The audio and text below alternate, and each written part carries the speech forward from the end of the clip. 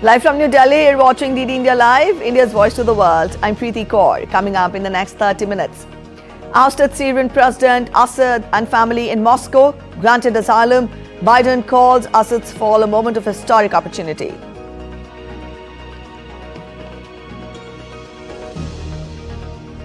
After Trump's push for immediate Ukraine ceasefire, Zelensky says he wants enduring peace.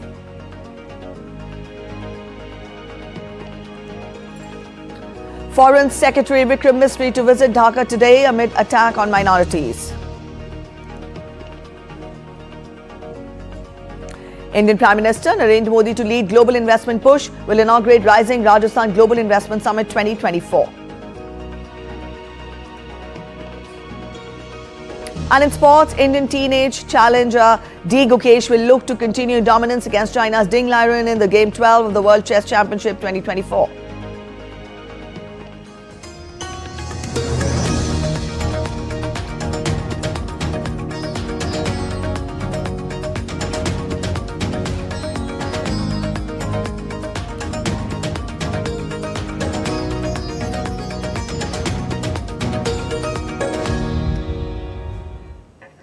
President Bashar al-Assad fled Syria as Islamist-led rebels swept into Damascus on Sunday, triggering celebrations across the country and beyond at the end of his rule.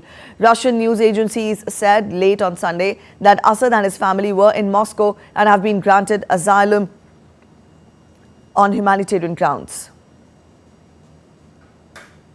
Residents cheered in the streets as the rebels heralded the departure of Assad, saying that the city of Damascus is now free.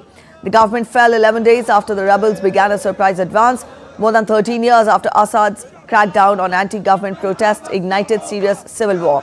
The UN Security Council will convene on Monday for an emergency closed-door meeting regarding Syria.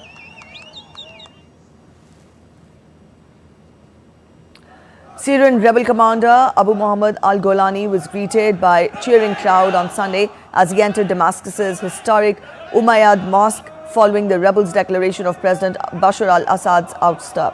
Speaking inside the mosque, Golani described the victory as a turning point for the region, accusing Assad for having handed Syria over to Iranian ambitions.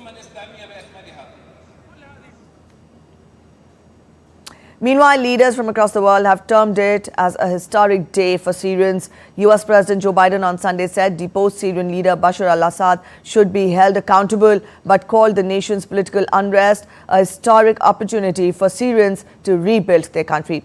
Biden also warned that Washington will remain vigilant against the emergence of terrorist groups. After 13 years of civil war in Syria, more than half a century of brutal authoritarian rule by Bashar Assad and his father before him, rebel forces have forced Assad to resign his office and flee the country. We're not sure where he is, but there's word that he's in Moscow. At long last, the Assad regime has fallen. British Prime Minister Keir Starmer also welcomed the end of President Bashar al-Assad's regime, emphasizing that it was important to find a political way forward. Meanwhile, Germany's Olaf Scholz said that he stands with the Syrians, hoping for a free and peaceful future, and said that Germany would offer its support. Ukrainian leader Volodymyr Zelensky said that Kyiv needed an enduring peace to protect it from Russia after talks in Paris with US President-elect Donald Trump. Earlier in an interview, Trump said that his incoming administration would probably reduce aid to Ukraine. He added that Zelensky was keen for a deal and called for negotiations to start. The pair met a day earlier with French leader Emmanuel Macron at the Elysee Palace. Trump has boasted that he could end the conflict swiftly without saying how. The Kremlin, meanwhile, accused Ukraine of refusing to negotiate and said that its conditions to enter peace talks, which include Kyiv giving up 4 regions, remain unchanged. Trump had earlier called for an immediate ceasefire and called for talks to begin.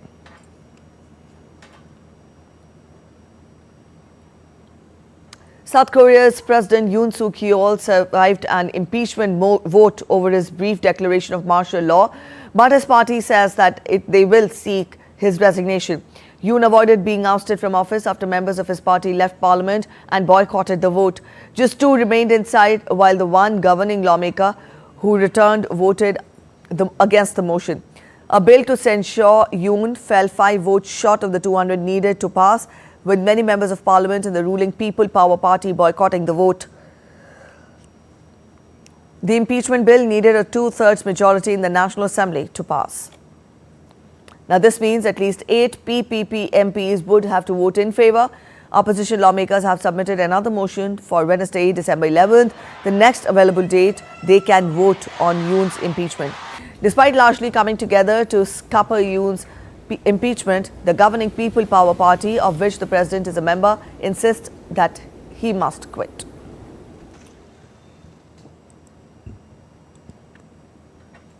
Meanwhile, hundreds of doctors in South Korea staged a rally near the Seoul University Hospital calling on President Yoon Suk-yeol to step down. Yoon's decree had directed all medical staff, including striking doctors, to return to work within 48 hours or face punishment. Furious at the martial law command decree specifying the punishment of majors, medics took to the streets demanding the punishment of those responsible and the nullification of medical reforms being pursued by the government. Now, this is the first time that doctors have taken collective action alone since the parliamentary conflict began in February.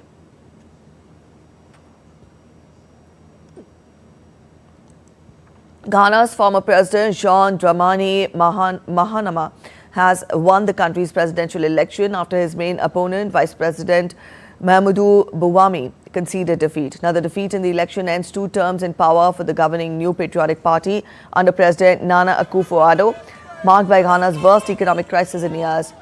Bawumia said that he called Mahama of the National Democratic Congress to congratulate him.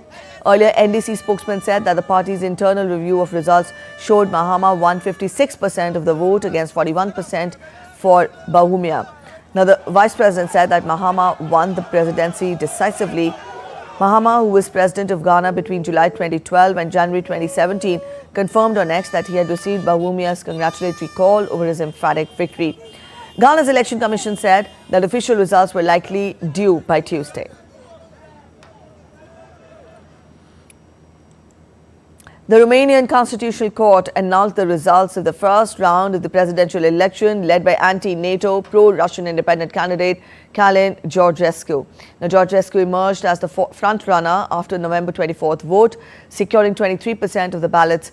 Pro-EU candidate Elena Lesconi came in second with 19%. Georgescu has been expected to face Lesconi in the December 8th runoff. However, the government must now schedule a new election date. The Constitutional Court judges overturned the results after reviewing newly declassified documents from the Romanian Supreme National Defense Council. Now, according to the documents, Georgescu's campaign was the result of organized manipulation from abroad.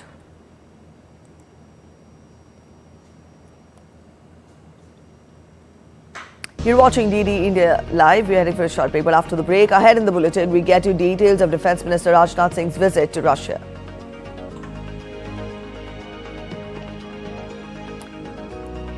India's External Affairs Minister will co-chair the 4th India-Bahrain High Joint Commission today in Bahrain. The famous Notre Dame Cathedral held its first historic Mass on Sunday after restoration.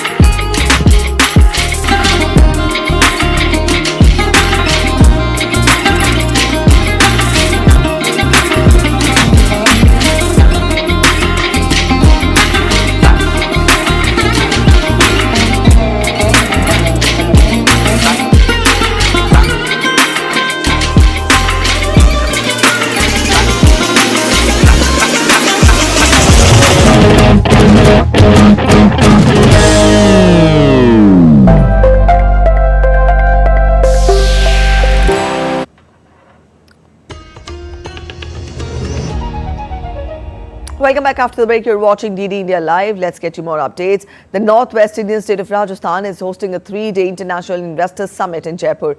To be inaugurated by Prime Minister Narendra Modi, the summit is aimed at attracting investment from across the country and the globe. DD India correspondent Vishal Baristo gets us more in this report.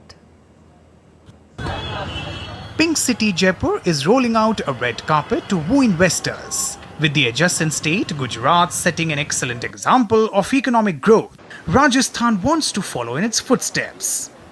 Government of Rajasthan has high hopes from rising Rajasthan. Countries are looking forward to investing in Rajasthan. They have confidence in India. They have confidence in the government of India. They realize it's a stable government. It's a government that is investing into development. The policies of the government are favorable to business as well as for employment generation in our country. The summit is showcasing exhibitors from India and abroad. Startups working for the defense sector are showcasing their strength. These robots can operate in the -6 degree temperature at that time, and endurance is around 6 hours continuously, and through a distance of 3 kilometers these robots can be operated. There is a multiple sites, thermal and optical sites, that can be utilized and utilized for the surveillance purpose, border surveillance purpose. And these are the autonomous eye that can detect any human, drones and multiple vehicles for a far away. The foreign participation is in the field of modern machinery and latest technology, with a plant based in Nimrana, Rajasthan. It is about for 2.5 years. So it is I work in Nimrana factory. There we provide so many kinds of motor. So it is we make in India. So from Rajasthan. So it is in the future. So it is more investment. So in Nimrana factory. The summit would be inaugurated by Prime Minister Modi on 9th of December. With foreign participation from countries like Poland, Japan, Germany and Denmark, more than 100 exhibitors are showcasing their strength in this 3-day-long summit. The whole idea is to tell the world that Rajasthan is replete, Rajasthan is ready, so invest in the future. With cameraman Mohit Vidke in Jaipur, this is Vishal Baristo, Petite India. Indian Foreign Secretary Vikram Misri will be visiting Bangladesh on December 9th. The visit comes days after New Delhi urged Dhaka to ensure the safety and security of Hindus and other minorities there, following reports of violence against them.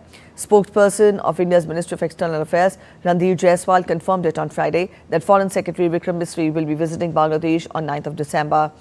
During the visit, he will meet his Bangladeshi counterpart. There will be several other meetings too during the visit, in which he will try to understand the prevailing situation in India's neighbouring nation.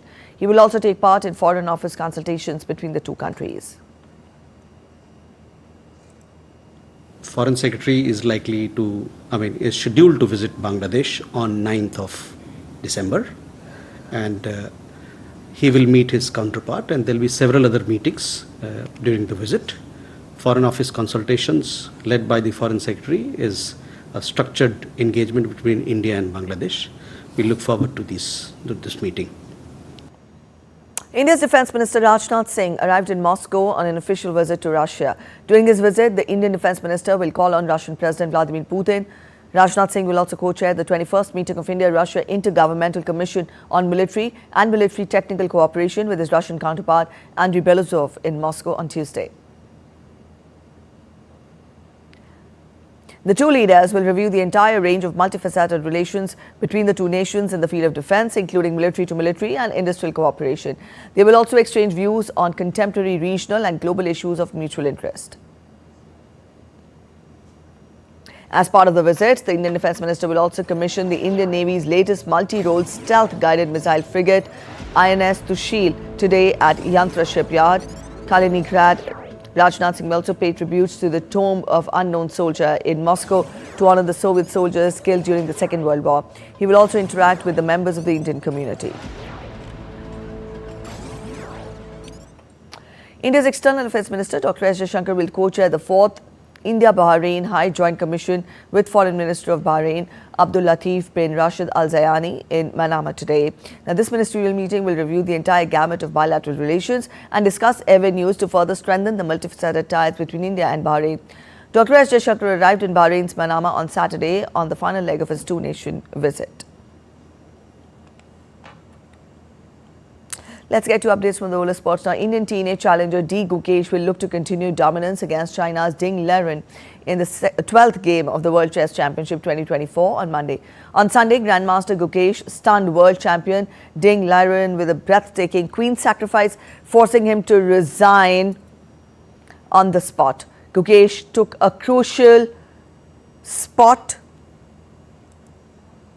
and in fact, he stunned the world champion. And as he entered the final stretch, the win gave him a 6-5 lead with just 3 games to play.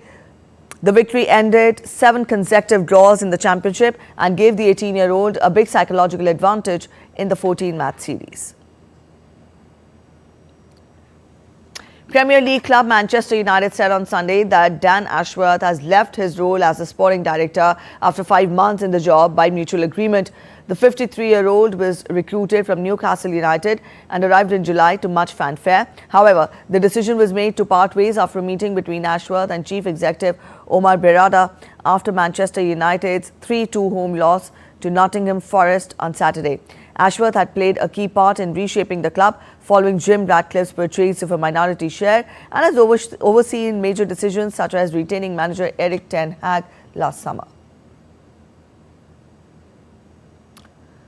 Newly restored Notre Dame Cathedral held its first Mass on Sunday, with Christians celebrating the return of the French capital's most famous place of worship after a historic reopening ceremony. The event was both solemn and historic. Over 2,500 people, including French President Emmanuel Macron, attended the Sunday's Mass. The cathedral will open fully to visitors on December 16th via an online reservation system.